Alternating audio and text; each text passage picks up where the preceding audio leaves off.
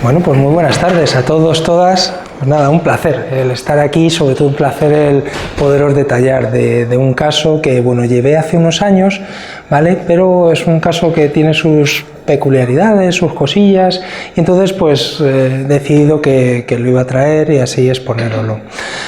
Vamos a tener una primera parte en la que, bueno, os voy a leer un poquito del caso, unos minutitos, luego os voy a contar lo que se fue trabajando así en general y luego os voy a dejar como unos dilemas de intervención, cosas ahí a la hora de intervenir pues que fueron dilemas, que fueron surgiendo y que yo creo que nos vendrá bien el poder debatir un poco entre todos y que yo también os cuente. Aprovechando eso, cualquier cosa que luego queráis posteriormente vinculado a campo de adicciones, pues me decís. A ver, sí que tengo un poquillo de, esto ya es porque uno va cumpliendo años, de experiencia en el campo de adicciones, ¿vale? Además fue mi primer campo de trabajo, incluso cuando estaba haciendo la carrera empecé a hacer algunas prácticas y bueno, pues fue un campo que me cautivó y a partir de ahí, pues bueno, pues he ido desarrollando mi trabajo en esta línea. He trabajado en diferentes recursos, en adicciones, he trabajado también pues publicando algunos libros sobre este campo también, ¿vale? Y sobre todo lo que he estado viendo y sigo viendo es muchos pacientes dentro de este área. Entonces, bueno, hoy os traigo este caso, pero si en un momento dado queréis, pues ya una vez que os lo haya expuesto, hayamos comentado, pues curiosidades, preguntas, lo que queráis, pues aprovecharlo, que encantado, ¿vale? Bueno, vamos con lo primero, lectura del caso. A ver, no sé si os han facilitado algo o no de esto, no. Bueno, pues yo os voy contando, ¿vale? Y así tenéis una serie de datos. Mirad, ya os digo, yo os voy a leer esta parte y luego a partir de ahí ya pues nos centramos en lo que se fue haciendo. Es un varón de 35 años que acude a consulta psicológica para la realización de un tratamiento intensivo. A ver, yo una de las cosas que trabajo en el campo de adicciones, ¿vale? Son con tratamientos, no solo lo que es el clásico ambulatorio de venir semanalmente, sino también un modelo, sobre todo en esa época trabajaba con un modelo todavía más intensivo, de unos días de trabajo más intenso, pero vamos, eso es un inicio de la intervención y luego posteriormente ya seguir con lo que es las sesiones ya semanales y demás, pero como de principio dar como un impulso inicial, ¿vale? Hay tantas cosas que trabajar con pacientes adictos que era como un impulso inicial. Él lo conocía ya este recurso porque una persona conocida de él se había tratado y le había ido bien y entonces pues venía ya un poco demandando esto. Él demanda por problemas de cocaína, él es lo que refiere. Os doy algunos datos. Su familia de origen la forman sus padres. El padre falleció cuando él tenía 12 años. Su madre que tiene 69. Su hermana es 3 años mayor que él. En la actualidad, el paciente reseña que tiene una relación de pareja desde hace 2 meses. Comenta que no es consumidora. Únicamente menciona una relación de pareja estable anterior que duró 3 años, cuya ruptura la atribuye a sus problemas de consumo. El motivo por el que consulta es dependencia de cocaína, pero una vez estábamos realizando el tratamiento intensivo, también se observa que presenta dependencia de alcohol y asociado al consumo de ambas sustancias, problemas con el juego también, ¿vale? Esta era una información que él tampoco había verbalizado en la evaluación, ¿vale? Entonces os digo también porque hay veces que se minimizan cosas, se niegan cosas, ¿vale? Entonces para que vayáis viendo algunas cosillas interesantes. Presenta antecedentes familiares de alcoholismo en su padre, que fallece cuando él tiene 12 años, y su hermana tiene historial depresivo. Con 21 años se va de voluntario a la Legión y es ahí donde se inicia en el consumo de cannabis, cocaína y también se eleva el consumo de alcohol. Su máximo consumo se produce aproximadamente hace 1 año, llegando a ser, fijaros, en torno a 4 gramos diarios. Y afirma que cerca de 2 botellas de whisky al día. Estamos hablando de unas cantidades muy elevadas, pero es verdad que cuando combinas una sustancia con otra, por los efectos de ambas sustancias, pues a veces se producen consumos tan sumamente elevados como este. También dice tener una deuda, importante este dato, de 1.050 euros por consumo de cocaína. Es una deuda también alta, ahora veremos, no suele ser habitual. En relación a anteriores tratamientos, estuvo ingresado en una comunidad terapéutica durante 6 meses, indicando que allí mismo tuvo consumos. Un ingreso en un psiquiátrico y varios tratamientos ambulatorios de forma psiquiátrica.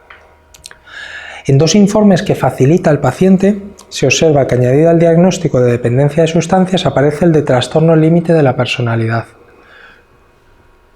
Durante la entrevista se evidencia un desarrollo psicoevolutivo normalizado, no hay nada reseñable ahí. Presenta una elevada puntuación en el BDI-2, en el inventario de depresión de Beck, puntúa 38, lo cual muestra un posible cuadro depresivo que se manifiesta durante la entrevista en accesos de llanto frecuente al hablar de su situación actual. En la esfera laboral, desde que él tiene 16 años lleva trabajando en un negocio familiar del sector de la hostelería, aunque con ausencias e incumplimientos en sus funciones, las cuales atribuye a sus consumos. Acude a la valoración acompañado de su hermana, mirar, dato también relevante, con la que también me entrevisto, mostrando una ausencia de esperanza en relación a la recuperación de su hermano. Indica que le acompaña a ella para no hacer pasar a su madre, que es mayor, por esto, y añade que si quiere hacer tratamiento que lo haga, pero estoy segura que no le va a valer para nada. Vale, que iros quedando con algunos datos que son importantes luego veréis a la hora de la intervención. Posteriormente a la valoración psicológica le fue realizada una valoración médica por el médico que colaboraba con el programa PsychoHealth, instaurándose la siguiente pauta médica de forma inicial. Le recetaron Trileptal, que es un antiepiléptico, 111, Antabus. El Antabus sabéis todos que es para que si tomas alcohol te dé una reacción negativa, 100, y Noctamil, un hipnótico, 001, ¿vale? Para que lo tomara por la noche.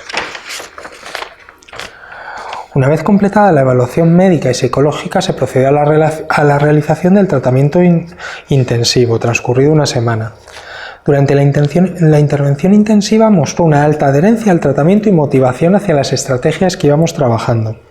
De esta forma, desde la finalización del programa, se observa un cambio significativo en el paciente, mejorando su estado anímico, reduciendo la sintomatología ansiosa e instaurándose la abstinencia del consumo de cocaína y alcohol. Posteriormente se han realizado como sesiones de seguimiento ambulatorio un total de 55 durante 1 año y medio, ¿vale? Una vez acabado esa parte intensiva inicial, se hicieron 55 sesiones posteriores, ¿vale? Lo que es, el seguimiento, lo que es casi el tratamiento en sí. Lo que pasa es que yo realizaba previamente esa parte intensiva, lo que te decía, para dotarle de estrategias, de una forma rápida que se viera como más. Claro, si yo le voy viendo una vez en semana a un paciente con esta patología, se nos queda muy cortito. Entonces fue como para instaurar otras técnicas. Durante el curso de la intervención se han producido algunas caídas puntuales en el consumo y tras ellas ha vuelto a su patrón de abstinencia e implicación en su recuperación. Según refiere, el factor precipitante de dichas caídas son situaciones conflictivas a nivel familiar relacionadas fundamentalmente con el negocio que tiene la familia, ¿vale?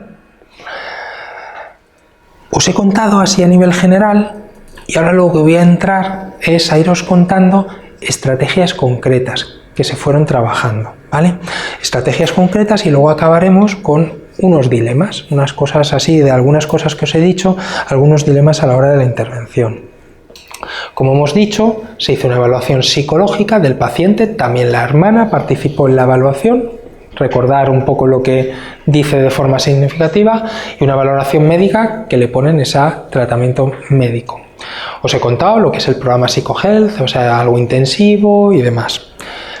Vamos a seguir.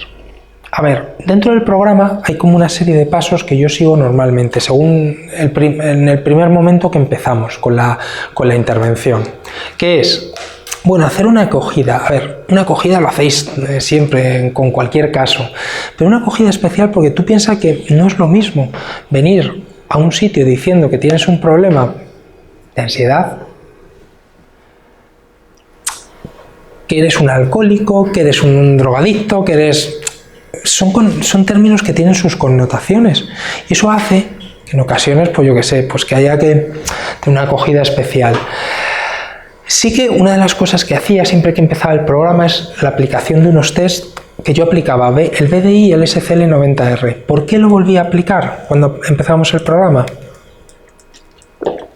Para luego aplicarlo también posteriormente cuando lo acabábamos y ver diferencias que podía haber. Esto es algo que, al ser un programa un poco novedoso, lo que llevaba a cabo, ¿vale? Pues creo que era interesante también ver de una forma empírica, con pruebas, qué pasaba. Porque claro, yo puedo decir, va fenomenal, pero bueno, también creo que es importante que esté recogido con esto. Le comentaba al paciente horarios, porque hacíamos sesiones bastante intensivas. Por ejemplo, pues a lo mejor un día pues hacíamos de mañana y de tarde, otro día de mañana y tarde, o sea, era una parte intensiva inicial, ¿vale? Entonces se le comenta horarios, recomendaciones al paciente en cuanto a, pues yo siempre decía, digo, mira, mientras estemos en las sesiones, implicación máxima. Puede parecer que las sesiones son como muy, dices, joder, ¿tanto aguanta un paciente? Son sesiones muy dinámicas, no son al uso, es decir, mucho de, oye, a ver, reflexiona sobre esto, anótate, lo comentábamos, tal, no sé qué, de pronto hacíamos un descansito, a lo mejor a la hora y media, y volvíamos a otra parte y ya acabamos la parte de la mañana, luego la parte de la tarde. No se hace pesado, aunque a priori puede resultar, yo he hecho muchos programas de estos, y puede resultar que dices, qué pesadez para el paciente, pues no, pues se le hace muy dinámico, y a veces te decía, pero ya es la hora, pero porque no son sesiones tan al uso, son sesiones en las cuales él tiene una implicación muy activa. Ahora vais a ver con algunas de las técnicas y veis. Siempre les planteaba qué objetivos se plantean. Me acuerdo que en este caso el paciente refiere que él dice, pues eso, el dejar de consumir, el recuperarme, tal, empieza a decir una serie de cosas. Y yo siempre les preguntaba que qué estaban dispuestos a hacer. Oye, ¿qué estás dispuesto a hacer? Hay una respuesta que me dan muchísimos, que me dicen, el otro día, ayer, con una persona que también le acabé la valoración, y le preguntaba y me decía, lo que haga falta, lo que sea. Yo lo único que les digo en ese momento, digo, bueno, pues me quedo con esa información, es muy valiosa, porque, oye, si en algún momento te veo escatimando esfuerzos, te lo devolveré. Te diré, oye, que me dijiste que ibas a hacer lo que sea, lo que fuera necesario. Digo, es que requiere un esfuerzo el salir de un proceso de este tipo, ¿vale? Y normalmente, cuando acababa cada sesión, siempre acababa con una pequeña relajación, era como una parte final, pues para acabar, bueno, como más, acabamos el día ya con una pequeña relajación, que no solo te sirve como técnica para poder afrontar deseos de consumo, para un montón de cosas, sino como un cierre después de haber hecho algo tan intensivo, ¿vale? Una vez comentado esto, venga, vamos con estrategias y os voy contando cositas concretas. Ya no solo de este caso que se trabajaron, pero son estrategias que se trabajan en el campo de adicciones. Mirad, os pongo aquí, consecuencias negativas. Venga, voy, para que no nos despistemos con esto y luego lo voy poniendo. Consecuencias negativas. Una de las cosas que trabajé con este paciente es que detallara qué consecuencias negativas le había traído el consumo. Esto es algo que probablemente todos haréis en algún momento, pero fijaros, la diferencia en el cómo lo hacía es que yo no lo cogía y le decía, a ver, ¿qué consecuencias negativas te ha traído el consumo? Y que me fuera diciendo, sino que le daba unos minutos. Piensa que yo, al tener espacios largos, me permitía que las reflexiones fueran mucho más profundas. Entonces le daba unos minutos para que reflexionara, se anotara, y a partir de ahí íbamos comentando. ¿Qué íbamos comentando? Primero, a ver qué cosas has sacado. ¿Cuáles son más relevantes para ti de esas consecuencias? Y luego íbamos analizando por áreas. Área familiar, por si se te ha olvidado algo. Yo no es que te diga, oye, seguro que a tu madre le ha traído no sé qué, o a tu... No, yo simplemente le decía, oye, ¿en el área familiar consideras que puede haber alguna consecuencia negativa más? Ah, pues sí, se me ha pasado, ojo, con mi madre he tenido tal no sé qué, Vale. Área laboral, área ocio, área a nivel personal. Entonces íbamos tocando diferentes áreas. Una de las cosas que también hacía era que me dijera luego qué le impactaba más de todo ello. Digo, dime lo que más te impacta. Es verdad que esto es el inicio del programa, es un poco remueves, pero bueno, también es verdad que luego vas a trabajar otras cosas. Pero también yo creo que es importante que tomen conciencia de todo lo negativo que ha traído y lo que decíamos, una en concreta. Y una de las cosas que hacía era que lo visualizara esa. ¿Para qué? Para que le pudiera servir incluso en un momento de deseo, de consumo, el tener esa visualización. Os cuento, por ejemplo, una de las cosas que refería a este paciente es que una cosa que le impactó mucho es un día pues que le dio como una especie de amago, de infarto. Entonces vinieron a recogerle y su madre se monta con él en la ambulancia. Entonces estuvimos visualizando el momento en el que su madre le miraba.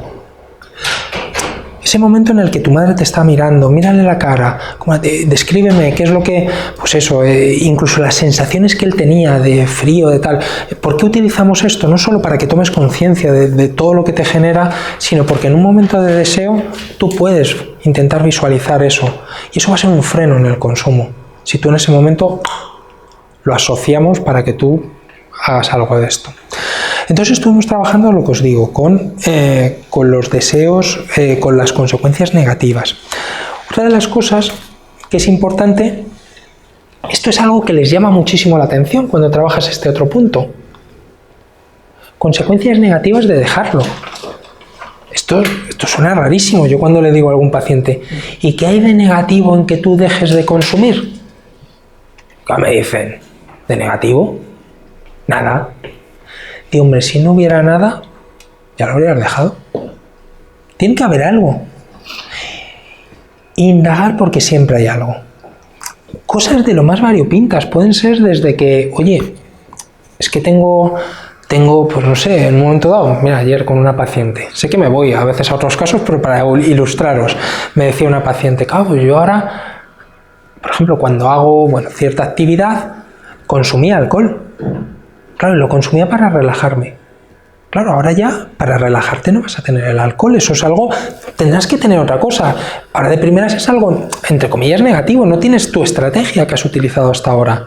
No quiero decir que no le vaya a traer consecuencias mucho mejores en su vida, que claro que se las va a traer, pero daros cuenta que lo que sí le va a acontecer es que hay algo negativo ahora, algo que tú estabas acostumbrado a algo y ahora lo pierdes. O, por ejemplo, en este paciente, ya para hablaros de algo concreto,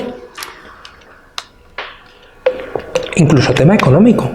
Claro, pero me jode con lo que gasta y tal. Ya, pero él también, ya lo veréis posteriormente, que es algo que salió, pues él también no solo trapicheaba, sino traficaba. Con lo cual, eso te supone un dinero. Yo, por ejemplo, he tenido pacientes que a lo mejor en un fin de semana pueden ganar 1.500 euros. 1.500 euros en un viernes y un sábado, un chaval de 23 años. Claro, es una consecuencia ahora mismo jorobada el prescindir de eso. Es verdad que este paciente, ¿por qué me llega a mí? Básicamente porque al final se lo termina gastando en consumo, en prostitutas, en no sé qué tal, y al final se lo gasta. Pero lo que os quiero decir es que fíjate la facilidad para conseguir un dinero frente a lo mejor este otro paciente que os estoy hilando con otros, ¿vale? Pero para que veáis la dimensión, está trabajando ahora en una tienda y está ganando 900 o 1.000 euros todo un mes. Hostia, eso es difícil de integrarlo tú. Es bastante complicado. Entonces hay consecuencias negativas. Centrándome en el caso de él, pues había algunas. Él habla de amigos. Bueno, luego se trabaja, si realmente son amigos. Pero es verdad que tiene un núcleo de relaciones vinculadas al consumo. A priori, es una consecuencia negativa. A ver, que luego va a ser muy positivo en tu vida, pero es negativo que prescindes de esas relaciones. El dinero, ¿vale? Que tú estabas consiguiendo y que ahora tienes que conseguirlo de otra forma, ¿vale? Entonces, esto es un punto que me parece muy importante abordarlo, ¿vale? El tema de las consecuencias negativas de dejarlo. Es algo que se nos olvida muchas veces trabajarlo, porque además el paciente, incluso de primeras, a veces no te identifica nada, ¿vale? Esto también es otro punto que desde mi punto de vista es muy importante, el concepto de adicción. Es decir, perdona que estoy bebiendo todo el rato, pero tengo la garganta hoy fatal. Yo creo que estoy medio griposo. Vengo de venir de clase en la universidad y llevo una semana que, como os han dicho, una o dos que no paro de dar clases, con lo cual la garganta lo va sufriendo. Entonces, yo creo que con agüita y tal, y luego cuando entremos en debate que participéis, yo creo que podría acabar bien. Lo que os decía, el concepto de adicción, es decir, reconocimiento del problema. Es como clave que tú reconozcas que tienes un problema y lo que eso te implica. Es decir, cuando tú tienes una adicción, reconocerlo no es tan fácil. Ese fenómeno de reconocimiento. Él sí reconocía bien que tenía un problema con cocaína, Luego veremos, con las otras le costó más el aceptar que tenía un problema. Sí, yo vengo a tratarme, y esto lo vais a encontrar mucho, alguien que te dice, no, si yo vengo a tratarme de esto, y luego te encuentras que presenta varias cosas más, ¿vale? Entonces, ese reconocimiento del problema, y lo que implica es que, claro, esa ilusión que pueden tener algunos pacientes de, bueno, voy a poder volver a consumir de forma controlada esto o tal, pues tenemos que empezarla a ir rompiendo. Una persona que ha tenido un problema adictivo con una sustancia, que tenga un consumo controlado de esa sustancia, pues desde mi punto de vista es totalmente inviable. Veréis en literatura, a veces temas de consumo controlado y demás. Bueno, yo os diría que eso no es aplicable para cuando es tu sustancia por la que tienes problemas. Sí puede ser aplicable si no es la sustancia con la que tienes problema, ¿vale? ¿Tú no usas el modelo de reducción de daños? No, a ver, yo trabajando no, pero a ver, el reducción de daños se trabaja sobre todo en temas de, a veces de sustitución, bueno, hay mucho de reducción de daños, incluso hay el tema de sustitución de, por ejemplo, de metadona por tal, hay reducción de daños en el tema de intercambio de jeringuillas, y luego hay lo que es reducción del propio consumo, una reducción del propio consumo. A ver, el problema fundamental es que cuando es la sustancia por la que presentas tu problema adictivo, yo te diría que es, he probado también, sobre todo con pacientes que no aceptan el esto, y probamos y normalmente termina estrellándose. Cuando es la sustancia por la que tienes problemas, es decir, tú tienes un problema con cocaína y vamos a intentar que tengas un consumo controlado de cocaína, a mí no me ha funcionado. Tienes un problema de alcohol, intentamos que tengas un consumo controlado de alcohol. Otra cosa es que tú tengas un problema con una sustancia y que, por ejemplo, incluso una sin sustancia, por ejemplo, el juego, y que el alcohol para ti sea un precipitante de consumo, pero tú no tienes un problema con el alcohol. Entonces sí que ahí puedes diseñar un consumo controlado de alcohol, ¿vale? No sé, bueno, de todas formas todo esto dejarlo y recogerlo, y luego en la parte de debate todo lo que queráis, que aunque nos salgamos del caso, como estos temas me apasionan, o sea, todo lo que queráis.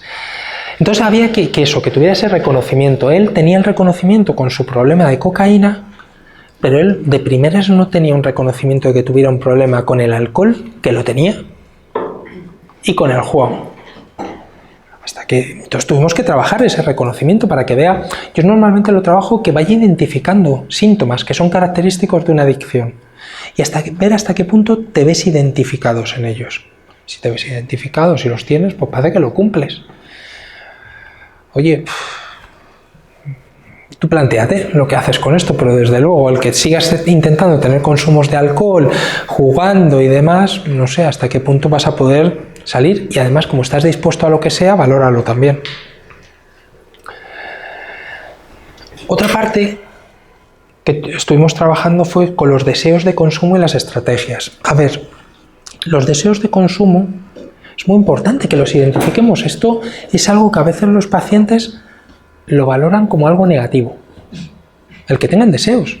Y yo ahora os diría, pero si es que es lo más normal del mundo.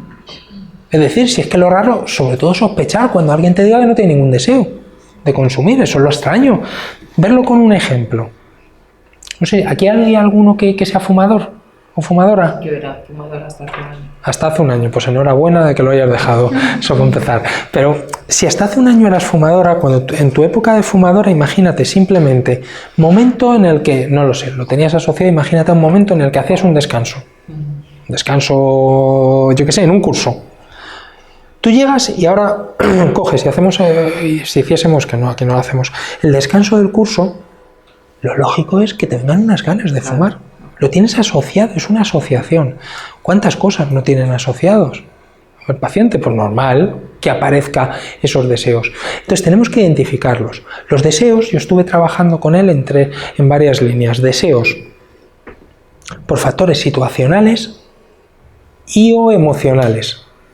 Situacionales, vamos a indagar dónde, es decir, en qué lugares, con quién, con qué personas, haciendo qué, si haciendo alguna actividad concreta te genera deseos de consumir. Entonces a partir de ahí estuvimos viendo, pues, por ejemplo, ¿Con quién? A ver, por daros un dato de algo y entrar en alguno. ¿Con quién? Pues él decía, pues estando con no sé quién, con no sé cuánto, tal, tal, tal. Vale, muy bien. Ahora lo que tenemos que ver es hasta qué punto esta gente son lo que llamamos colegas de consumo, simplemente, o son amigos realmente. La gran mayoría suelen ser colegas de consumo, pero también a veces te encuentras amigos. Y esa es una dificultad. En este caso no había. En este caso sí había amigos de antes que él había dejado, que trabajamos para recuperar los que no estaban vinculados al consumo. Eso es un beneficio extra para la recuperación. Pero hay veces que no nos ocurre eso. Y eso nos complica mucho a la intervención. Yo os voy dejando ahí cosas que yo me vuelvo a centrar en el caso, pero si en alguna luego queréis que entremos, dejaros anotado y entramos. Otro tema que me parece muy importante y que estuvimos trabajando con él cuando toma conciencia de todo lo negativo que le ha traído, se empieza a implicar, pues aparecen muchas veces sentimientos de culpa por lo que he hecho. Me han dicho muchos pacientes, es que soy muy mala persona, es que no, eres un adicto. Y hay que reconceptualizar eso. No es que seas mala persona, no es que seas un ladrón, no es que seas un mal padre, como me han dicho algunos, o tal. No, tienes un problema de adicción. Y una persona que tiene un problema de adicción altera sus valores fundamentales. Y van de la mano. Es decir, si no, no habría adicción. Es que es una de las... Aunque esto no te aparezca en los criterios de DSM, pero es una de las cuestiones, yo te diría, fundamentales de que hay una adicción. La alteración de tus valores. Y esa persona, pues en el caso de él, pues habían alterado valores en cuanto a amistad, había dejado amigos. En cuanto a la situación, por ejemplo, con su madre, había desatendido muchas cosas. Y eso, claro, te hace a veces es que soy un mal hijo. Todos lo reconceptualizamos, ¿no? Es una cuestión de que eres una persona que tienes una adicción. Y si tienes una adicción, has alterado tus valores. Van de la mano. ¿Vale? Y esto es algo como muy importante a tener en cuenta.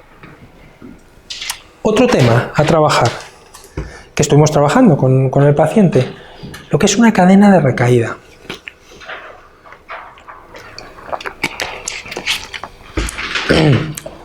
Esto, según lo voy trabajando con el tiempo, cada vez me parece algo cada vez más importante a trabajar. Las cadenas de recaída. Y sobre todo el poder identificar ¿cuáles son primeros pasos que se dan hacia una recaída?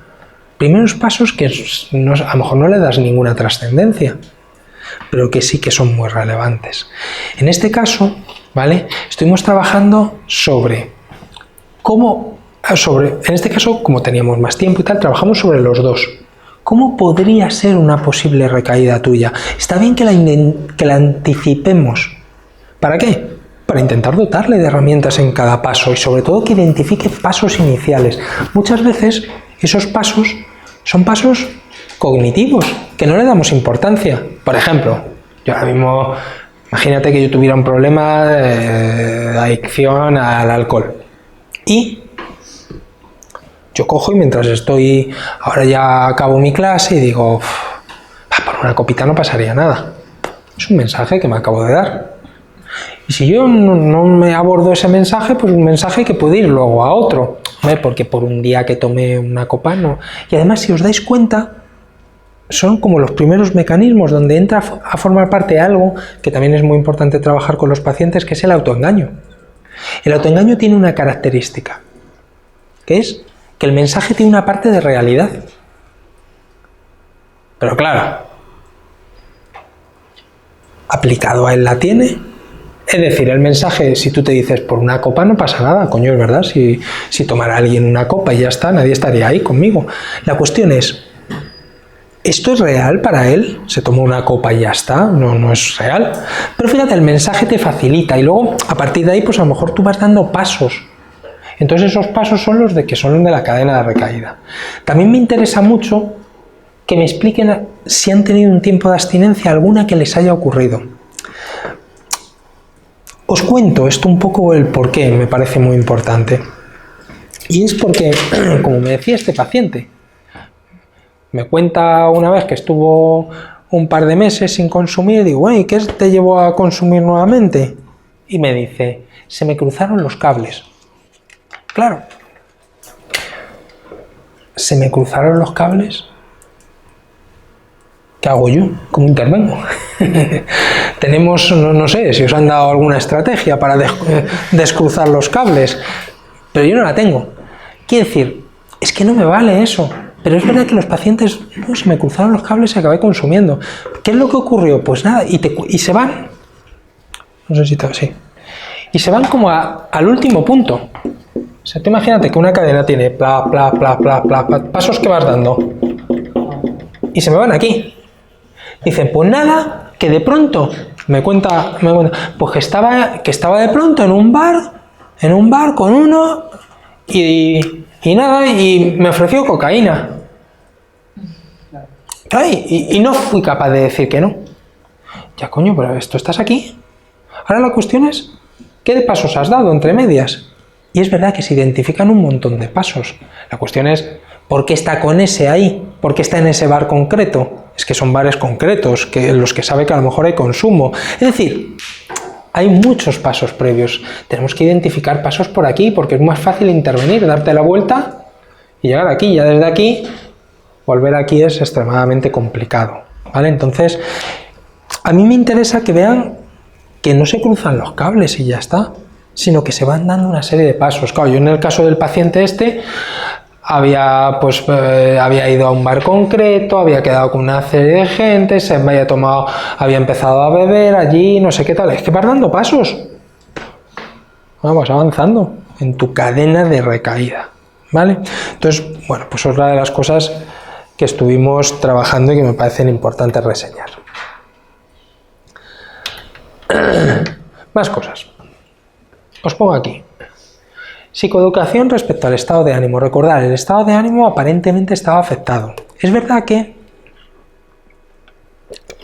es muy difícil, cuando tú haces una valoración previa, determinar hasta qué punto presenta un cuadro añadido, porque la puntuación era muy alta en el BDI, pero mi experiencia me demuestra que muchas veces está tan disparada simplemente por consecuencias del consumo.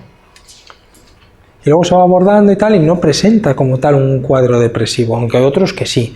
De cualquier forma, como el estado de ánimo suele estar afectado, pues yo estuvimos trabajando sobre una psicoeducación respecto al estado de ánimo. ¿Qué trabajo yo ahí? Sobre todo estuvimos trabajando la parte más conductual, es decir, la importancia de empezar a implicarte en actividades, en hacer... Entonces yo le decía, digo, mira, si queremos mejorar el estado de ánimo, tenemos que hacer cosas que sean gratificantes. Claro, cuando tú le preguntas a un paciente, o a él, bueno, ¿y qué conductas para ti son gratificantes? ¿Qué te gusta hacer? Pues muchas veces dice lo que él ha dicho. Pues no sé, consumir.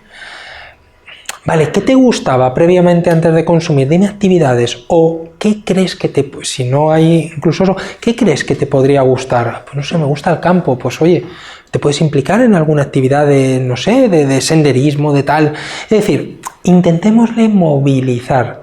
En cuanto le estemos movilizando, tu estado de ánimo mejora. Pero es que además empezamos a realizar actividades alternativas al consumo, lo cual es muy importante también, ¿vale? Entonces estuvimos trabajando también en eso, en ver qué posibles actividades podía llevar a cabo para movilizarle. En este caso, una de las cosas que a él le gustaba bastante era el tema de deporte, y lo que hizo fue apuntarse a un gimnasio y empezó a ir al gimnasio. Esto no sé si lo he recogido aquí. No. Pero bueno. Pero dejaros ahí que empieza a ir y también se le empieza a ir de las manos el tema de ir al gimnasio. Podemos entrar ahí en otro posible debate. Es, claro, con todo lo que presenta este caso, ya cuando os cuente el final, y bueno, que parece que ha ido bastante bien, que esté enganchado al ejercicio físico, pues como me han dicho algunos profesionales a veces cuando lo he sacado, pues mira, un mal menor. O sea, un mal menor. Claro, hay otra gente que dice, oye, ya, pero es que es una personalidad adictiva, que es que se te va enganchando a cosas. Lo importante es por lo menos que estemos pendientes. Y eso sí os diría. Cuando, incluso con eso, con el ejercicio, estar pendientes si alguna conducta se les empieza a ir un poquito de las manos. Esto me ha pasado con más de un caso, ¿eh? Bueno, con más de uno no, y de 2, y de 10, y de muchos. El tema, sobre todo con el ejercicio, es algo que nosotros incluso favorecemos, fomentamos. ¡Joder, qué bien! Estás yendo al gimnasio y estás yendo todos los días, y de pronto, algún día ya le preguntas, bueno, y ya dices, voy a preguntar, voy a indagar un poquito mejor. Está yendo 3 horas todos los días, está empezando con dietas de no sé qué, y ya, como me dijo él, esto no lo tengo recogido aquí, pero mira, me ha venido ahora a la cabeza, ya estoy pensando en inyectarme no sé cuánto, tal, anabolizantes, porque me han dicho. Ostras, pues hay que trabajar sobre ello, ¿vale? Mira, esto sí, aunque mira, aquí sí que lo trabajé un poquito, ahora os cuento. Autoengaño. Lo hemos hablado antes. Muy importante. ¿Qué mensajes podrías, yo también se lo hago esto, que lo escriban, que lo reflexionen y tal, qué mensajes podrías darte que favorecieran el que tú acabaras consumiendo? ¿Qué tipo de cosas te podrías decir a ti mismo? Por una vez no pasa nada, ya lo he superado, no sé, lo que él saque. A ver qué cosas, qué mensajes te podrías dar. Yo lo que hago también es sacarle luego mensajes de otros pacientes. Digo, mira, ya una vez que él lo ha sacado lo suyo, digo, mira, otros pacientes que han pasado por experiencias como la tuya han dicho cosas como esta. Mira a ver si te identificas con alguna. Pues, ay coño, pues esta sí, me ha pasado muchas veces. El hecho de, mi problema es con la coca, no con el alcohol. Por una copa no pasa nada. Pues mira, pues anótate. Y entonces intentamos ir trabajando para ir desmontando cada uno de ellos. Cada uno de esos mensajes, tratar de desmontarlos. Claro, es lo que os decía, el autoengaño tiene una parte de verdad. Si ahora mismo uno cualquiera se dice, por una copa que me tomé no pasa nada. Cierto. De verdad, que es realmente. Pero claro, la cuestión es si en tu caso pasa algo. Y en tu caso, ¿cuántas veces lo has intentado y cuántas más necesitas probarlo para darte cuenta que pierdes el control? Esta es otra de las cosas que se trabaja en la aceptación del problema, la pérdida de control. Si el paciente tuviera un control sobre su conducta, no estaría ahí. Estaríamos trabajando con él. Es que es una de las características que tiene una adicción, la pérdida de control. Pierdes tu control sobre ti mismo. Si yo tengo un problema, yo acabo ahora y digo, pues me voy a tomar una cervecita, que no pasa nada. Bueno, por 2 tampoco. Y de pronto sigo bebiendo y no aparezco por mi casa hoy. ¿Vale? Es la pérdida de control. Tú tienes muy claro, yo tengo muy claro ahora mismo que mi intención es, según salga de aquí, irme para mi casa. Pero de pronto entras en autoengaño y a partir de ahí hay algo que pasa que pierdes el control. Es verdad que, y además este perfil de paciente con problemas de alcohol lo vais a encontrar cada vez más, el de lo que llamamos el consumo anglosajón, que puede estar días sin consumir y de pronto consumen, pierden el control, se pueden estar un día bebiendo y desaparecen del mundo, pero desaparecen 1, 2 días, ¿vale? Otra cosa que estuvimos trabajando con el paciente, como la predisposición a poder tener otro posible cuadro adictivo. Fijaros que yo esto lo trabajé previamente y luego surgió posteriormente incluso lo del tema del deporte, que lo que hicimos fue recuperarlo. Pero fíjate, lo trabajé ya inicialmente, bueno, sí presenta alguna adicción con alcohol, tal, pero lo que llamamos adicciones sin sustancia. Es decir, por ejemplo, esto está mal, que ponga aquí alcohol, porque adicción sin sustancia, si se abre el paréntesis, no tendría que estar aquí el alcohol. Él tenía con el juego, pero sí que le comento que, oye, si observas en algún momento que alguna conducta se te va un poquito de las manos, también cuéntame. Compras. Esto no lo encontramos también mucho, con compras, pacientes. Pero ayer evaluaba a una paciente y de pronto empecé a evaluar otras adicciones sin sustancia y compras se le iba. Ella no viene demandando por problema con las compras, es por problema con el alcohol. Pero es verdad que también de la mano tiene problemas con las compras, ¿vale? En el caso de este paciente lo más significativo fue lo del tema del deporte. Ya te digo, empieza a implicarse cada vez más y llega a un punto en el que, bueno, es que claro, sigue llevando una vida funcional.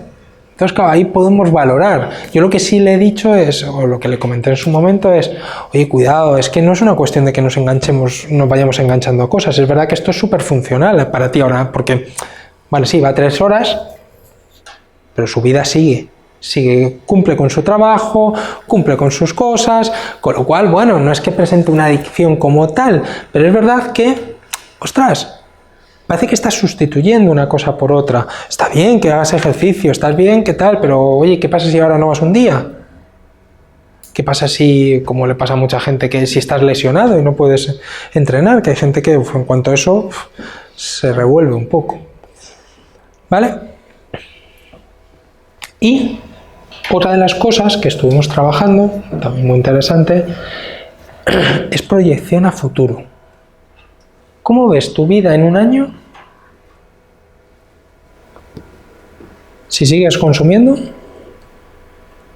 o si estás sin consumir? También es una forma de que vean qué vida, que elijas un camino y que vamos a luchar por ese camino. Él me decía, me acuerdo, esto es algo que también se me quedó de este caso, dice que consumiendo él veía 3 posibilidades. En eso él sí tenía mucha conciencia.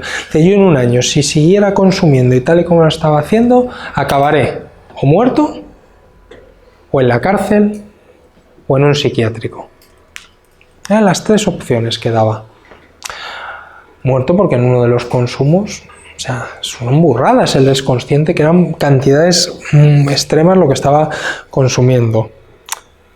Con lo cual podría acabar muerto en cualquier momento.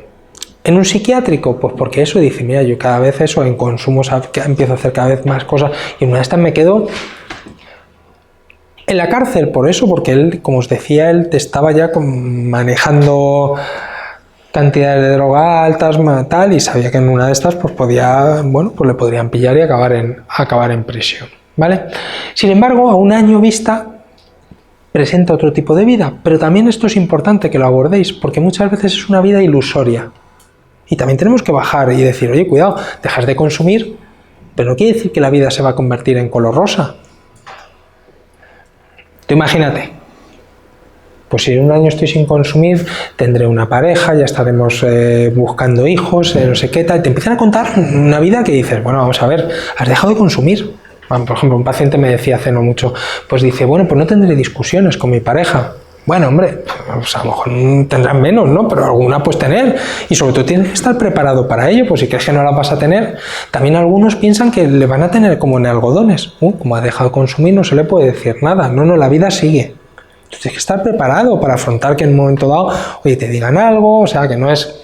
A veces, sobre todo padres, te vienen y te dicen, uy, no me atrevo a decirle que no sé qué, por si a ver si sé, y a ver si le digo no sé cuánto, y entonces si va y consume. Digo, mira, si tiene intención de consumir, lo hará.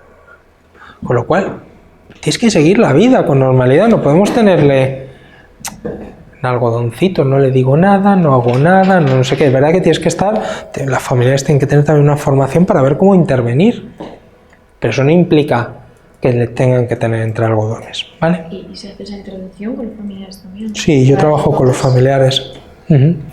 Además es una parte chulísima del trabajo. Chulísima me refiero, es chulísima a la hora de exponerlo. Por ejemplo, yo tengo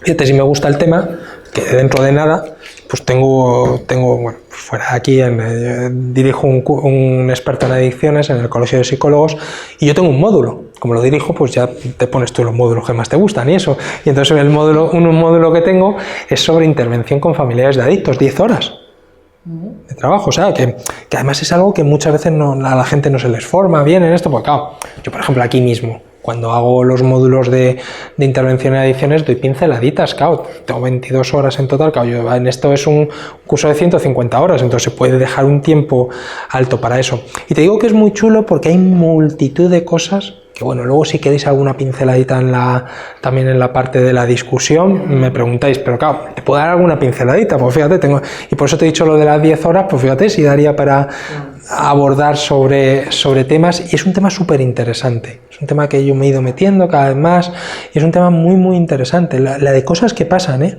este caso en concreto, no sé si lo tengo luego en la discusión, creo que sí, si no me lo recordáis, con un tema con la hermana, ¿vale? Lo de la hermana y él, y te cuento de tema de familiares, que además quiero pasar a la discusión porque es la parte que eso, ¿vale?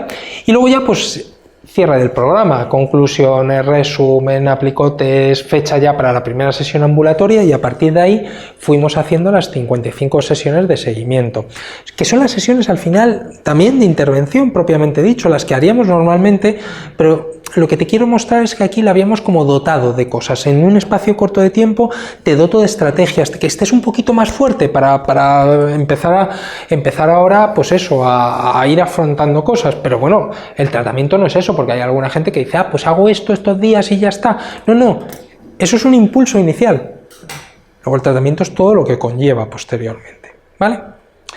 Venga, vamos a comentar algunas cosas.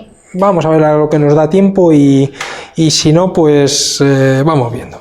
A ver, os dejo aquí algunas reflexiones que yo traía pues para que pudiéramos comentar. Vamos bien, pero bueno, es hasta las 8:30. ¿Sí, no? ¿Eh? Sí, pues nada, estupendo. Pues venga, vamos a ello. Y ahora más se nos tiene que dar eso, porque ahora tenemos que empezar a debatir un poquito entre todos y eso. Entonces, os dejo aquí algunas cosas y vamos entrando por las que queráis. Esto no tiene un orden, esto es, lo he puesto aquí algunas cosas que podemos reflexionar, entonces las que más nos interesen nos vamos metiendo en ellas. Una, la información de la valoración. En la valoración, datos que luego se vieron que no cuadraban tanto. Por ejemplo, ¿cómo ganaba el dinero? ¿Cómo obtenía para tener 4 gramos diarios incluso, para tal? Ostras, algo tienes, y efectivamente él traficaba, ¿vale? Y esto es algo que luego salió. Tema de la novia. ¿Está con una novia que no consume? El trastorno límite de la personalidad. Luego hablaremos de ello. Porque en el diagnóstico muchas veces te van a venir con este diagnóstico y es que está muy contaminado por todo el tema del consumo. Otra cosa que podemos hablar, pautas ante deuda de consumo. Cuando algún paciente, este o el que quieras, debe algo a su camello, que normalmente es bastante habitual, ¿qué hacemos? ¿Vale? Otros cuadros adictivos. Oye, hay que abordarlo. Bueno, eso hemos comentado algo. ¿Cómo afrontar las caídas que tuvo este paciente? Recordad que os dije que durante el curso de la intervención tuvo varias caídas. Cosas que nos dijo. Y luego, muy importante este punto, y ahí viene algo, mira, de esta parte que os decía, que complicaciones familiares que empiezan a surgir con la recuperación. No estoy diciendo, no me he equivocado. Con la recuperación, es decir, empieza a tener una evolución favorable. Recuerda cosas que decía la hermana, y empieza a haber complicaciones en la familia. Ya la sabía, sí, pero empieza a haber otras. Cambio de roles. La madre que se ocupaba y... Cambio de roles, se va a un tema importante, el tema de los roles. A lo mejor podemos también abordar de esto. Con lo cual aquí os dejo una serie de cosas. A partir de ahí, vamos viendo como queráis. Vamos a empezar incluso por la última, si queréis, por los cambios de roles. Y a partir de ahí temas familiares o por la que queráis. Me da lo mismo.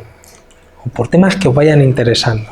¿Vale? Los cambios de roles los manejas desde la codependencia. Bueno, o no. Es decir, sí puede ser, efectivamente, porque una de las cosas que es muy importante es la codependencia. La codependencia es eso, el que al final tu vida gira en torno al adicto, pero en este caso no había ni siquiera eso de codependencia en relación con la hermana. Lo que había era que, claro, que la mejora de él suponía un problema para ella. Te explico para que tú lo entiendas. Para la hermana. Para la hermana. La hermana dejó de ser coterapeuta después de una serie de sesiones. Y os explico el por qué. Empieza a tener una evolución favorable el paciente. Es verdad que tuvo alguna caída. Empieza a tener una evolución favorable y claro, ¿que eso qué implica? Yo una de las cosas que trabajo con mis pacientes es que ellos primero recuperen sus roles. Ellos. Me explico. Él tiene que recuperar su rol de hijo. Y su rol de hijo supone una serie de acciones, las que él considere, no las que yo considero. Pues yo qué sé, pues sí, pues tengo que estar más pendiente de mi madre, tengo que visitar, lo que él considere. Tiene que recuperar su rol de amigo. Tiene que recuperar su rol de Y tiene que recuperar su rol también como socio que es de una empresa. Recordar, él trabaja en negocio de hostelería, que es un negocio familiar el padre falleció y los socios son la madre, que tiene en torno a 70 años y no interviene para nada, su hermana y él. Él, adicto, ¿ha intervenido hasta ahora? Nada. ¿Quién ha llevado todo el tema? La hermana.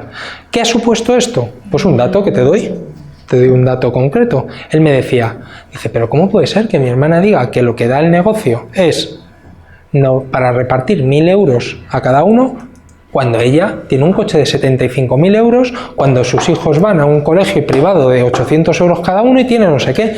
Es que no me cuadra. Claro, él lo que buscaba también, yo le decía, yo no le meto historias de que tienes que hacer, yo lo único que le decía es, dentro de los roles que tienes que ir recuperando, ¿cuál es el rol de un socio de una empresa? Él es uno de los socios. Revisar cuentas, eso lo dice él, no lo digo yo, pues yo quién soy para decirle lo que tiene que hacer. Pues tengo que revisar cuentas, tengo que hablar con proveedores, tengo que tal. Bueno, en cuanto él intentaba recuperar su rol, ¿qué le decía a su hermana? ¿Vas a venir tú ahora a pedir explicaciones con todo lo que has hecho? Claro. Y te estoy poniendo un caso más extremo, pero casos de roles simplemente el hecho de, y esto os podría contar miles de ejemplos de cosas de estas que es simplemente, pues yo qué sé, una pareja. Pasó hace no muchas sesiones. Una pareja, estoy entrevistándome con o sea, ya está en el tratamiento, mi paciente es el varón, ¿vale? Evolución muy favorable, está recuperando bien, y yo cada X tiempo voy teniendo, pues eso, sesiones con la familia, en este caso con la pareja, que es la coterapeuta. Y hago, bueno, ¿y qué tal? ¿Cómo ves a Pepito? Ah, pues le veo muy bien, está evolucionando bien. Lo único es que se mete en todo, en todas las cosas, oye. Está de una forma, es que no sé, a ver si le dices algo. Me dice, bueno, cuéntame, ¿qué es esto de que se mete en todo? Ah, dice, bueno, te podría dar ejemplos. Dice, mira, ayer, por ejemplo, dice, llega y me dice, oye, que tenemos muy sobrecargado al niño de actividades, que yo creo que le tendríamos que borrar de no sé qué y no sé cuánto. Me cuenta esto, y yo según me lo dice, digo, joder, pues enhorabuena. Y me dice, ¿cómo? Dice, ¿cómo? Digo, pero te entiendo. Digo, ¿estas decisiones quién las ha tomado siempre? No, las he tomado yo. Digo, claro, fíjate que lo importante que él está recuperando dos roles. El de pareja, algo que considera que no es adecuado y te está diciendo, y el de padre, que está observando lo que se está haciendo. Ojo, con esto ahora yo no digo lo que tengáis que hacer lo que consideréis con vuestro hijo, pero lo que ha hecho es un paso adelante en su recuperación. Me decía, bueno, pues la verdad es que no lo había visto así, y es verdad. Dice, pero claro, dice, me jodía de... Claro, y digo, pues normal. Claro, hasta ahora es un área que tú has llevado. Cosas de estas ocurren muchísimas veces con el tema de los roles. Muchísimo, y os podría dar miles de ejemplos de cosas de este tipo. Vale, entonces ese es un punto importante, el tema de los roles a nivel familiar. Entonces en este caso en concreto sí que empezó a haber complicaciones, hasta el punto de que me río porque esto me tocó a mí directamente, de que ella deja de venir como coterapeuta y además le dice a él que yo no voy a volver a ir a ver al gilipollas el gilipollas era yo, que te está metiendo estas cosas en la cabeza. Aprovecho para deciros que yo nunca meto en la cabeza a nadie cosas que tenga que hacer. Es decir, yo no le digo, tienes que revisar las cuentas de tu negocio.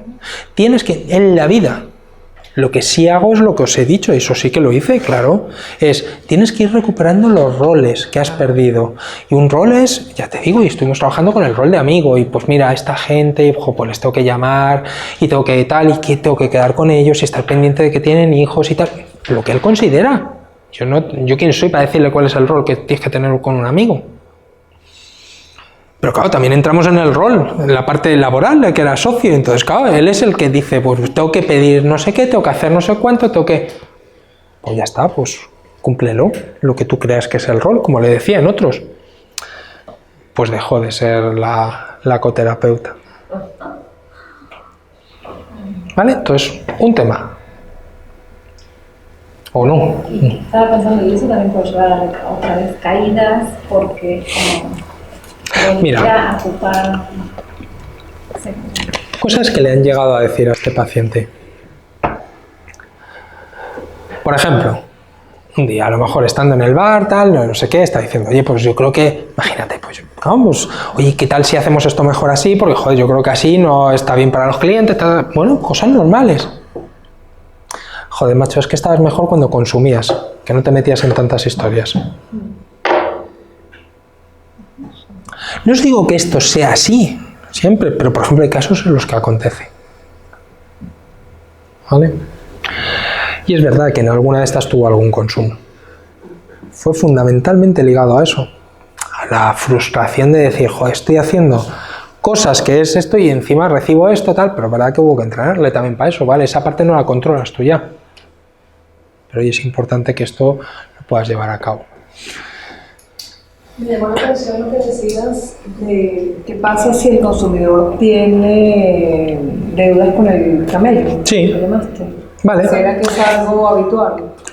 En este caso era diferente, porque él era deudas que tenía con un camello, pero como él pasaba también, había un enjuague muy extraño ahí, ¿vale? Que incluso él decía, vale, no hay problema en que no pague, pues, aunque si lo suele haber, pero en este caso era diferente, porque, bueno, pero lo habitual que os vais a encontrar, por ejemplo, con temas de cocaína, os vais a encontrar en un porcentaje altísimo que le debe dinero al camello.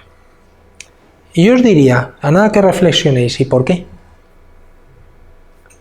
¿Por qué creéis que es tan habitual que deba dinero al camello? Tiene una explicación, ¿eh? Decidme lo que queráis, es decir, que no lo que creáis. ¿Solamente con el tema de la cocaína? Es con juego también pasa. Con juego a los prestamistas. También, de eso te podría contar casos que eso, pero bueno, no salimos del tema y no. Hoy es, no sé qué, un abordaje de cocaína, ¿vale? Por el valor tan alto y las fiestas y llevar cantidades más grandes que el propio consumo, no sé.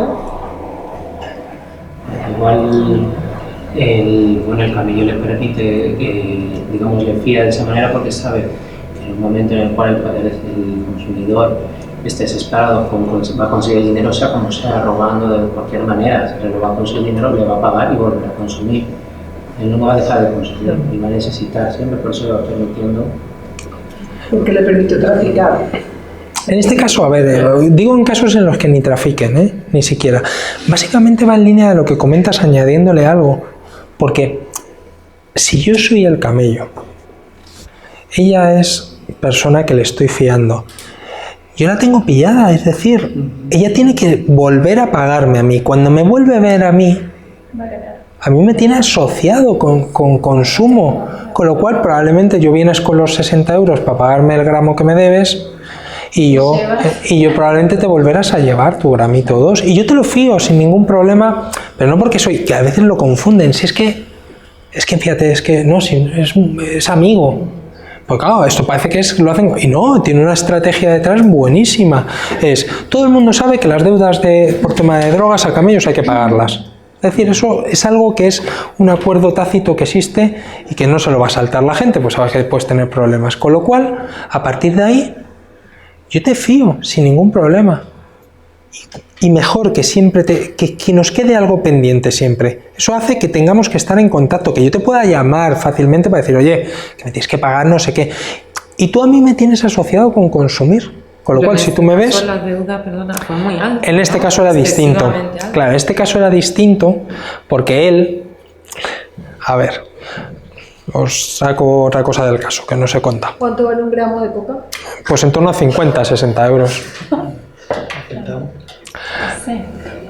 Pero, a ver, en este caso, normalmente suelen deber, por eso os he dicho, esto es una cantidad muy alta, no es lo habitual. Suelen deber 60, 120, 150 o 180, pero ya no suele ser habitual. Este caso es distinto por lo que os decía, porque él... Vamos a ver. Él, como también... Él estaba en contacto con gente de Galicia, que bueno, había unos enjuagues ahí que hacía importantes, y entonces, claro, ¿qué pasó? Que en un momento dado que él no tenía para su consumo otro camello, pero que está como, te diría, como, es que es muy, esto suena muy raro, como en el escalafón más por debajo, porque me entendáis, Pues claro, pues le había ido pasando tal, pero bueno, pero en un momento dado él, pues yo qué sé, o se lo hubiera devuelto, o si no se lo devolvía, como decía él, que es la primera vez que me sonó rarísimo, y si no se lo devuelvo, que se joda, no va a venir a hacerme nada. Y yo decía, ¿cómo que digo esto? Es la primera vez que lo oigo. Pues sí, probablemente no hubiera pasado, porque él, bueno, se movía a otros niveles, ¿vale? Pero eso no es lo habitual. Esto es un caso que yo me he encontrado, y este caso que os he traído, lo habitual suele ser, tú tienes a tu camello que te fía, y te va fiando eso, 50, 100 euros, 150 en gramos de cocaína. Y es muy importante en cuanto a esas deudas de consumo que se paguen y pronto. Y que además, si puede ser, que no vayan ellos a pagarlo. Porque normalmente, ¿qué es lo que ocurre cuando van ellos? Que terminan consumiendo. Yo voy con esto a pagarte, y encima, si voy a pagarte, y encima suele pasar que no... Pero oye, no me vuelvas a dar, que yo ya me salgo, no sé qué tal, pues te llega el camión y te dice, bueno, te va. Incluso a veces te lo regala ya esa. Y dices, hostia, que un tío que está consumiendo 3 euros, que en este caso era distinto, ¿vale? Pero en otros casos, claro que he tenido, que de pronto cuando lo han dejado, el camello ha ido y le ha intentado regalar. Con lo cual es algo a lo que les preparo también a mis pacientes para esa situación. Tener claro, y esto no es de películas, que se van a encontrar con el camello. A mí me dicen a veces que no, que tú has visto muchas películas. Yo les suelo decir a los pacientes, no, he visto muchos pacientes. Y se van a encontrar, pero es que es normal. Es decir, si tú ahora mismo, yo qué sé, no sé, imaginemos que ahora llega, la charla te parece magistral y tú además tienes un contacto pues para en ayuntamientos de toda España para que yo vaya dando charlas y me las vas a pagar de la leche. Y yo me paso 2 años que yo contigo estoy ganando la torta de dinero y de pronto desapareces. Hostia, te voy a llamar, te voy a visitar, te voy a ir a mandarte un regalito, te voy a hacer cosas para decir, oye, joder, coño, es que una persona, tú imagínate, no te digo que esos sean beneficios, pero una persona, como muchos pacientes tengo, 2 gramos, 3 gramos diarios, suma, 3 gramos, ponle que sean a 50 euros, 150 euros al día, por 10 días 1.500, por 30, 4.500 euros ya de gasto tienes. No te digo que esto sea un ingreso, que todo sea beneficio para el camello, pero fíjate lo que el margen. ¿Desaparece este tío? No, yo le busco y me lo encuentro cualquier día. Claro que lo hago. Es un tema relevante, el que estén preparados para esto, ante deudas que tienen, que quién lo va a pagar, cómo se va a pagar, cómo vamos a actuar cuando te encuentres con el camello. Me dice, ¿cómo me lo voy a encontrar si nunca me lo he encontrado paseando por la calle ni nada? Digo, pues vamos a prepararnos para ello. Y te diría que en un porcentaje altísimo pasa. O una llamada de teléfono, incluso, uy, si me he equivocado. Esto a un paciente mío le pasó hace poco. Oye, no sé qué tal. ¿Qué haces llamándome? Anda, uy, pues perdona, me he equivocado, no sé qué tal, oye, ¿cómo estás? Ya te saca una conversación y al rato, oye, que sepas que me han traído una cosita rica, por si... Y ya, te deja ahí el mensaje subliminal para ver si te remueve un poquito. Es decir, cosas de estas ocurren. Un paciente mío hace muy poquito se partía de risa conmigo porque me decía, menos mal. Dice, pero si es que... Dice, menos mal que lo tenemos preparado y lo hice. Dice, ¿cómo iba a pensar yo? Pues sí. Que se me presenta... ¿Cómo lo preparas? Coño, pues hacemos roleplaying para eso. Situación en la cual, venga, ahora llego, nos encontramos. Hola, ¿qué tal? ¿Cómo estás? Joder, ¿cuánto tiempo sin ver? Y yo hago de camello. A ver cómo actúas. Claro. Y llega un momento en el que, ¿cuál es la actuación que tenemos que intentar que tenga la persona? Rápido desaparecemos de la situación. O sea, no es... El camello va a intentar que la conversación se alargue. Si es que, a ver, hay algo, yo lo digo a veces de broma en mis cursos, pero me vais a entender, controlan de temas de psicología, les deben dar un curso de formación. Claro, ellos saben muy bien lo que es un condicionamiento, no sé si lo llamarán así, pero saben que si estamos y estamos un ratito viéndonos, lo que te decía, si yo soy tu camello, sé que nos veamos ya es importante, porque se te van a despertar cosas. Y si esto dura un poquito más la conversación, mejor. Y además lo que hago es, incluso al principio te bajo tus defensas. ¿Y de qué te hablo? Pues de otros temas. ¿Qué tal? ¿Cómo estás? Esto es caso real, ¿eh? Bueno, caso real todo lo que os cuento, pero vamos, un caso de algo. Me estoy yendo, pero porque es la parte de debate, ya que no tiene por qué ser del caso, ¿vale? Joder, ¿cómo estás? No sé qué, ¿cuánto tiempo? Pues sí, es que lo he dejado, no sé qué tal, porque has hecho fenomenal. Claro, tú de pronto te dicen eso. Dices, es que es un colega, has hecho fenomenal. ¿Cuántas veces he pensado yo en no pasarte? Si es que estabas fatal.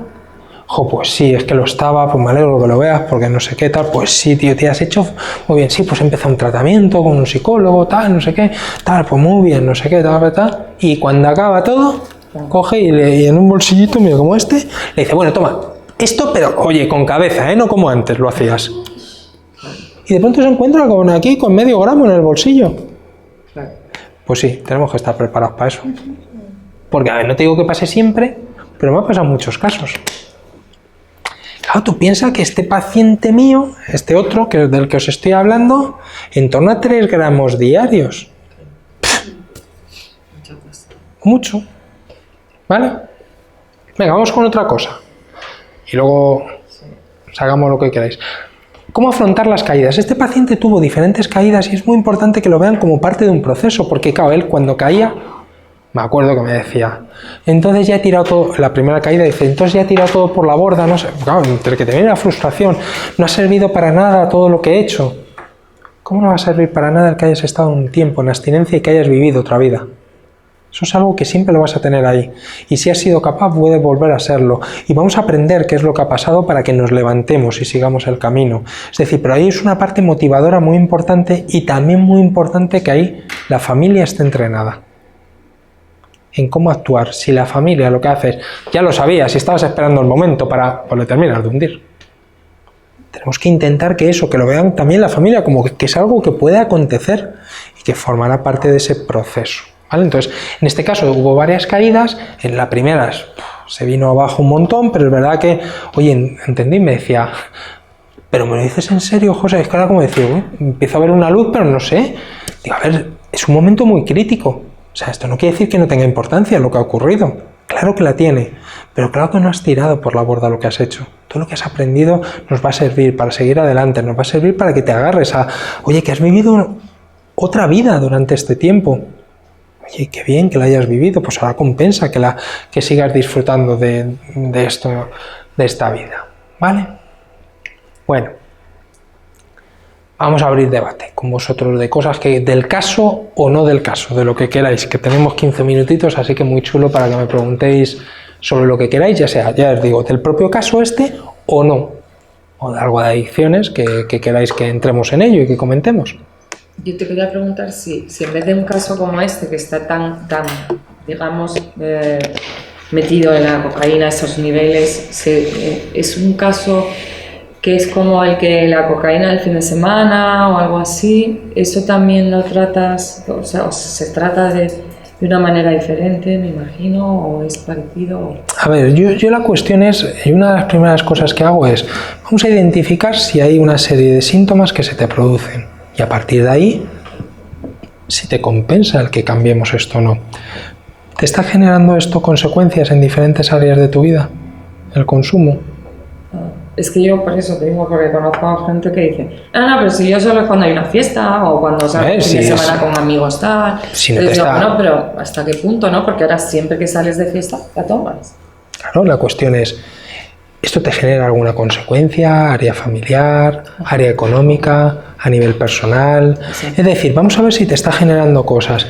Y si esas cosas para ti son de peso o no, como para plantearte el que hagas un cambio. A mí me da igual al final cómo lo llamemos. ¿Tienes un problema con la cocaína o tienes una relación problemática con la cocaína o eres adicto a la cocaína? A mí me da igual el término. Lo que sí es importante es que si te está trayendo consecuencias en diferentes áreas de tu vida y de forma mantenida en el tiempo, que eso es importante, no es... Porque a ver, cualquiera a lo mejor me puede decir, oye, yo salí el otro día, bebí y joder, tuve una resaca el otro día, me puse un poquito en peligro con no sé qué tal, pero bueno, te ha pasado una vez puntualmente. Pero cuando eso te pasa de forma mantenida en el tiempo, entonces podemos estar hablando de un problema como tal. La cuestión es que el reconocimiento del problema en adicciones, como decíamos, es muy complejo.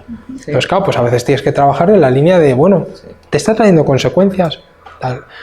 Valora hasta qué punto esas consecuencias son lo suficientemente importantes o necesitas que te vengan más consecuencias para que decidas hacer un cambio. Es tu decisión al fin y al cabo, pero valóralo todo esto. Porque al final, efectivamente, hay gente que es como tan evidente que te hace un reconocimiento mayor de su problema, pero claro, nos vamos a encontrar mucha gente que dice, yo por ejemplo con el alcohol ahora me lo encuentro muchísimo, me dicen, pero si yo puedo estar sin beber 2 semanas, 3, un mes, yo tengo un paciente, un mes sin beber, 1 mes y medio, empieza a beber, no para, pero no para literalmente y termina haciendo pelearse con policías, bueno, o sea, cosas que él dice, pero ¿cómo?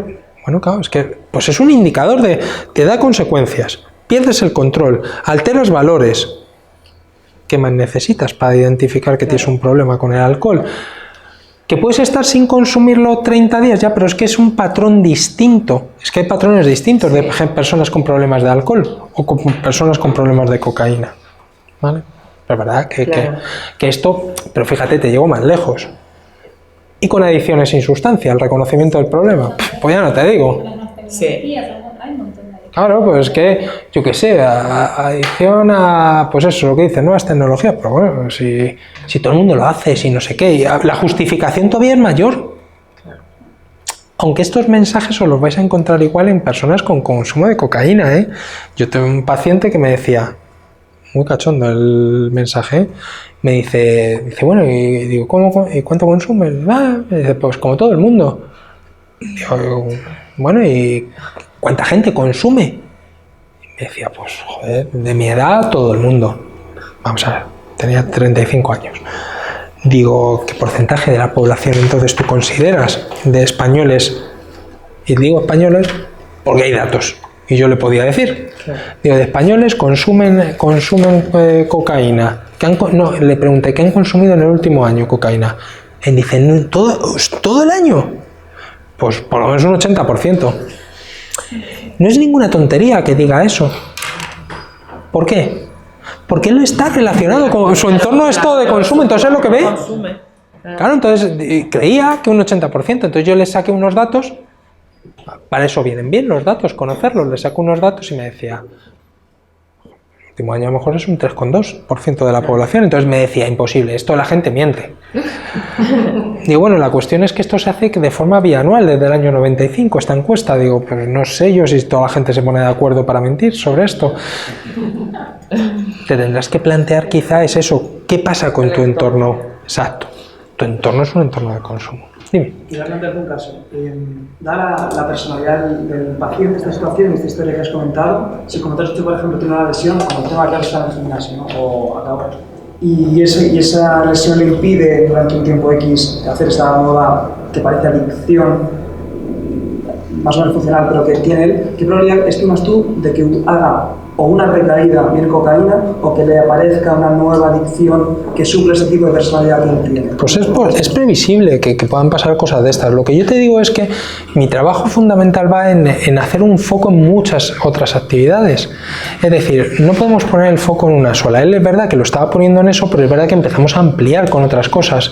Y empezamos a ampliar con cosas con otras. Él, por ejemplo, le gustaba mucho el fútbol y empezó a ser entrenador de un equipo de niños, de forma voluntaria, tal, no cobraba por ello, pero es decir, lo importante es que amplíes tu núcleo, porque si pones el foco en una cosa solo, como te falle esa cosa, cuidado. Pero eso no solo en esto, en lo que sea. Hay gente que me dicen al principio, bueno, ¿y qué es lo que te motiva para salir de tu adicción? Me dice, pues, mi pareja. Claro, pero es que en el momento en el que haya un problema con tu pareja, ¿qué pasa? Es más, bueno, hablando también de temas de familia, ¿cuántas veces no ocurre que de pronto cuando se recupera se produce una separación? Claro. Por muchos motivos, tema de roles o tema de que incluso la otra persona se ha habituado a un tipo de vida ya en función de la adicción de la persona y ahora no está dispuesta a readaptar su vida y está en su derecho total, lógicamente. Pero puede ocurrir, es decir, puede ocurrir y por eso es muy importante que no pongamos el foco en una cosa solo, porque si no se convierte en algo incluso casi obsesivo. Entonces pongamos el foco en muchas más cosas, intentemos por todos los medios que haya muchas más actividades de ocio, que no estén vinculadas a una cosa concreta, porque claro, si pasa algo en ese área, ¿vale? Venga, más cosillas. Tenemos ahí para una preguntita y comentar, que son y 23. Dime. Yo tengo una duda, volviendo un poco al tema del reconocimiento del problema y demás. Si una persona a lo mejor reconoce cierto problema, asociado más, en vez de a lo mejor a cocaína, a alcohol, que quizá está socialmente menos mal visto, y aún así de reconocerlo no asume la responsabilidad de decir quiero cambiarlo. ¿Cómo se le puede un poco hacer ver que tiene que un poco cambiar esa situación? Yo les hago reflexionar con cosas, por ejemplo, no solo las consecuencias que has tenido ahora, sino las que puedes llegar a tener si te compensa esperar a ese momento para hacer un cambio. A veces hasta le cuento ejemplos de casos. ¿Cuántos casos no he tenido que de pronto, pues, cuando han reconocido el problema es cuando ya es muy tarde para ciertas cosas? Te explico. Cuando tú, por ejemplo, estando bebido, has atropellado a una persona y la has matado, eso ya sí que no cambia. Es decir, hay cosas que pueden llegar a acontecer. No te digo que te tengan que ocurrir, pero te digo que le han ocurrido a paciente. La cuestión es, ¿qué necesitas que te ocurra en tu vida? Pues tú ya para tomar esa decisión, tú valora. Y es verdad que hay un término que se utiliza mucho en adicciones que es lo de tocar fondo. Y el fondo es muy particular de cada uno. Es decir, este fondo, hay gente que ha podido pasar por prisión, han pasado no sé qué, y otro, como me decía una vez un paciente, se me quedó grabado. Me dice, digo, ¿qué es lo que te ha hecho decidirte a...? Dice, pues que mi hijo, dice, con 3 añitos, 4, no recuerdo, era chiquitín, llegué un día puesto de cocaína, que no es que yo me pusiera violento ni nada, pero estaba jugando con él y me miró y me dijo, ¿qué te pasa, papá? ¿Estás malito?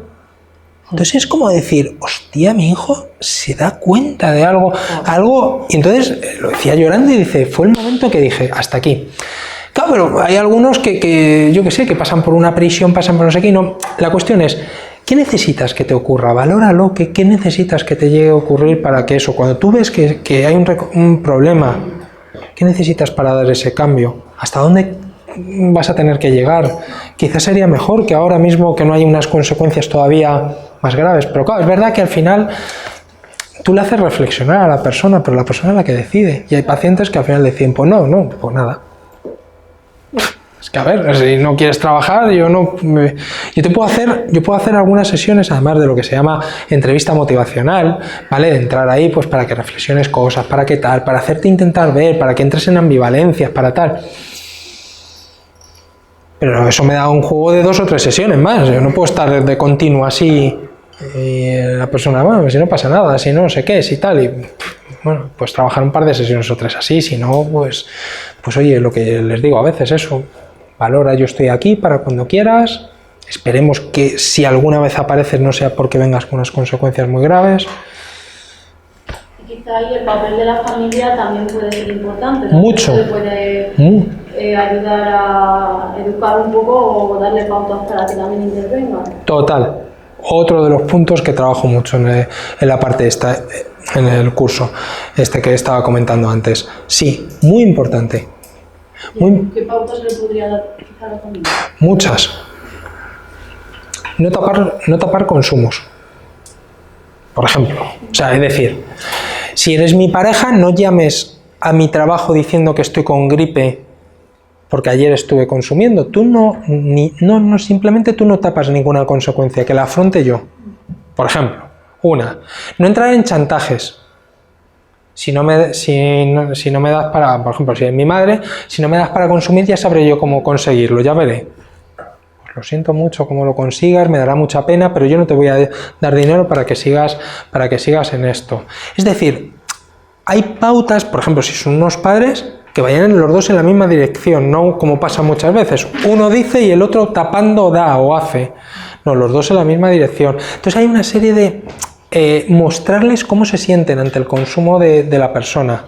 No es, tendrías que cambiar porque estás jodiendo a la familia, no sé qué tal. No, ese mensaje entras más en conflicto. Pero yo sí te puedo decir, oye, sabes que cuando vienes intoxicada me da una pena tremenda, veo que puedes tirar tu vida y me siento triste, no sé qué tal. No te tendrías que sentir así, no sé qué tal. Es como me siento. Es decir, y sí que hay una parte, y además es un trabajo, aprovecho para deciros, es un trabajo que en España se hace muy poco, se hace en otros países más. A mí me parece súper interesante, yo sí lo hago en ocasiones, que es intervenir con la familia cuando ni siquiera conoces al paciente. Es más, puede que ni le llegues a conocer.